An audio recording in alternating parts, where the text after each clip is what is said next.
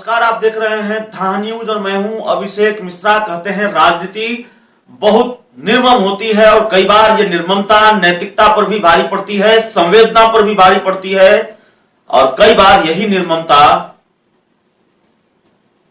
दूसरी चीजों पर भी भारी पड़ जाती है।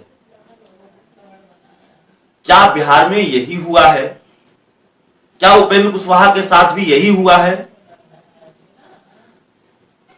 राजनीति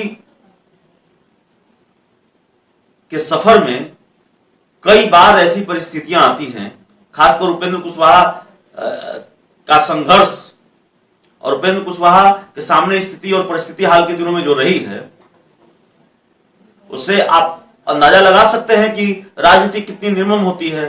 उपेंद्र कुशवाहा ने कभी कहा था कि मैं महागठबंधन की एकता के लिए जहर पी सकता हूं, तो क्या उपेंद्र कुशवाहा ने जहर पी लिया राजनीति की निर्ममताओं से बचने के लिए?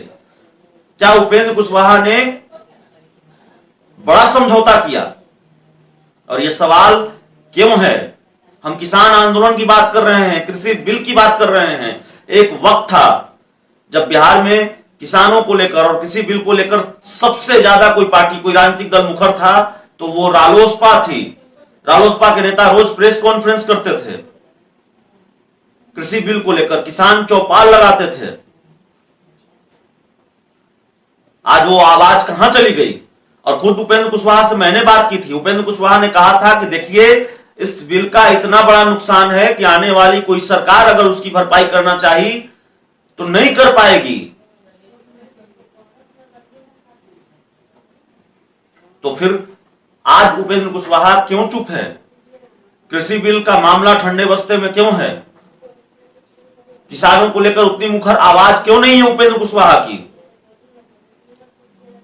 यह बड़ा सवाल है। तो क्या यह माना जाना चाहिए कि किसानों के नाम पर सिर्फ और सिर्फ राजनीति कर रहे थे उपेंद्र कुशवाहा?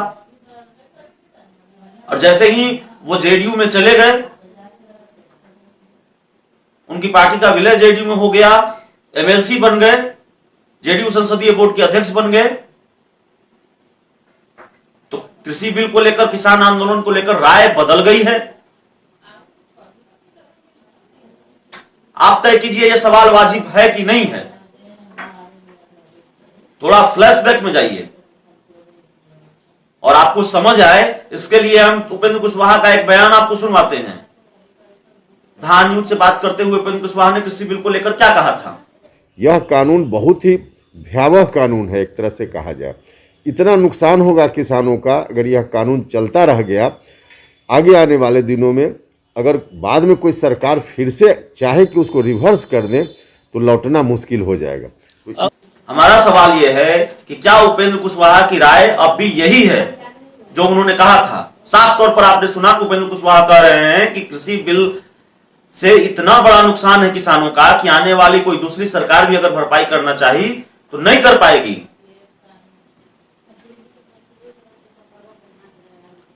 तो उपेंद्र कुशवाहा को क्या अपना स्टैंड क्लियर नहीं करना चाहिए? किसानों को लेकर उपेंद्र कुशवाहा की क्या राय है ये नहीं बतानी चाहिए? और जिस तरह के बयान और जिस तरह के चौपाल सामने आते थे, कृषि चौपाल, और जिस तरह के बयान सामने आते थे, जितना मुखर उनके करीबी लोग थे, खुद उपेंद्र कुशवाहा थे, उतना मुखर अब क्यों नहीं है कृषि बिल को लेकर, किसान आंदोलन को लेकर? क्या गठबंधन की मजबूरी है?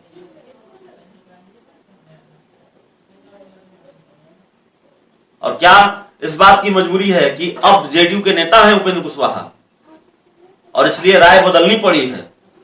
क्योंकि जेडीयू एनडीए की सहयोगी है, उस बीजेपी की सहयोगी है जिसकी सरकार ने यह फैसला लिया है, और जेडीयू ने भी इसमें केंद्र सरकार की मदद की है, साथ दिया है।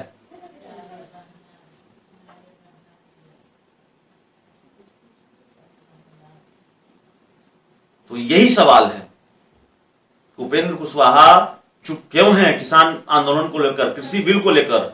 उन्होंने कहा था कि जरूरत पड़ेगी तो वो जाएंगे गाजीपुर बॉर्डर या दूसरी जगह जहां किसान बैठे हुए हैं। उपेंद्र कुशवाहा दिल्ली में है, मेरी जानकारी है। गाजीपुर बॉर्डर नहीं गए, सिंधु बॉर्डर नहीं गए।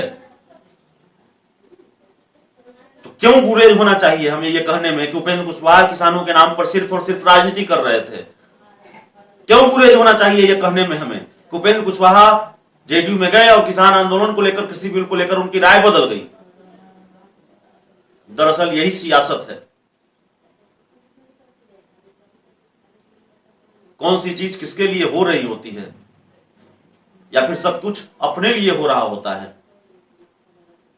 अक्सर लोग कंफ्यूज हो जाते हैं। तस्वीर देर से साफ होती है और इस बार भी शायद यही हुआ है। इस पूरी रिपोर्ट में इतना ही। अगर ये खबर आपको अच्छी लगे तो इसे अपने दोस्तों के साथ खूब से खूब शेयर करें। हमारे YouTube चैनल को अगर आपने अब तक सब्सक्राइब नहीं किया है तो जरूर कर लीजिए। बहुत बहुत धन्यवाद।